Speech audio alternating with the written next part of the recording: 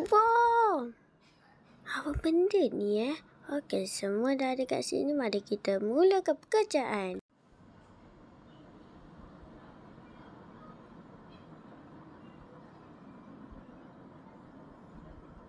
Okey, semua dah hidup kan? Mari kita mulakan.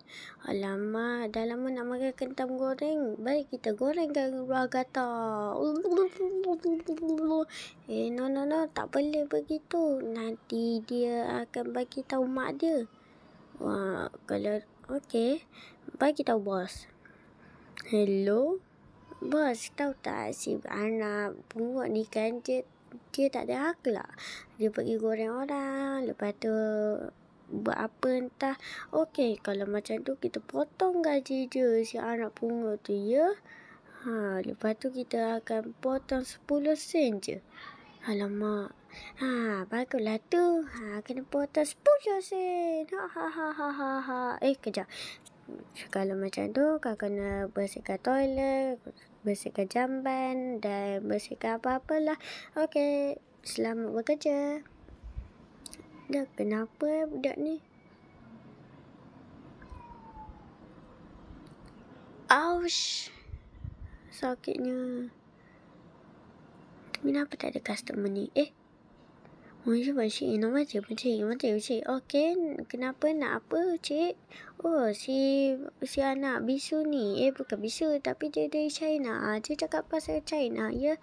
Cik. Nama cik.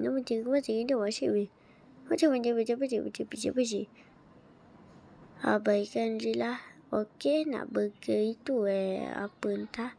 Alah, si budak tu lagi. Jangan eja orang dosa tahu tak? Itu customer baru kita tahu.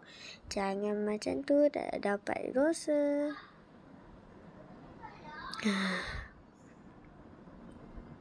Woi, aku nak burger. Yang panjang-panjang tu boleh.